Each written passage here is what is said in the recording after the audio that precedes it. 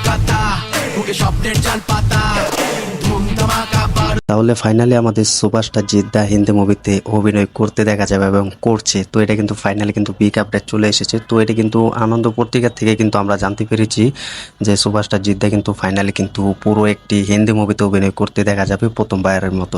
তো প্রথমবারের মতো বায়োপিকে অভিনয় করতে চলেছেন সুপারস্টার জিদ্দা। তো স্বাধীনতা সংগ্রামী অনন্ত সিং এর চরিত্রে দেখা যাবে তিনি। তো ভাবছো সুপারস্টার জিদ্দা কি অনন্ত সিং এর চরিত্র দেখা যাবে দ্বিতীয় রোল হিসাবে।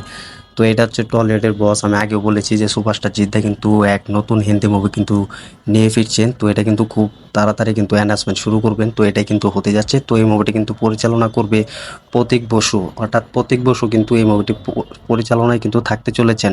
তো এই মুভিটির নাম হচ্ছে কেউ বলে বিপ্লবী, কেউ বলে ডাকাত। তো ভাবো এই মুভিটি কিন্তু এক অন্য লেভেলের হতে চলেছে। তো এই মুভির স্ক্রিপ্ট কিন্তু লিখেছে অরিত্রতা। তো অরিত্রতাকে সবাই চিনো, তিনি কিন্তু অনেক মুভির রিভিউ দিয়ে থাকেন এবং তিনি অনেক মুভিও করেছেন এবং বাংলা ইন্ডাস্ট্রিও অনেক মুভি তিনি উপহার দিয়েছেন। তো সব জায়গাতে কিন্তু তার কিছু কিছু মুভি আমরা দেখেছি ভালোই লেগেছে। তো এখন সুপারস্টার জিদ্দা কিন্তু হিন্দি মুভিতে অভিনয় করতে দেখা যাবে।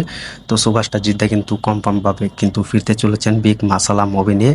তো এটা কিন্তু দ্বিতীয় রোল হিসেবে কিন্তু সুপারস্টার জিদ্দাকে দেখা যাবে এক অনন্ত সিং চরিত্র হিসেবে, অর্থাৎ তার নাম থাকবে অনন্ত সিং।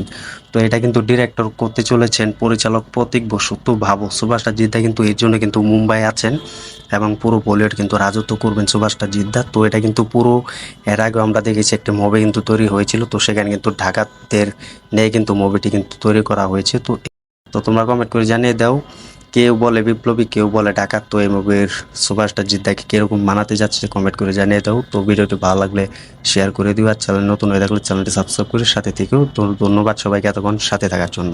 ভাষা দু চোখের পাতা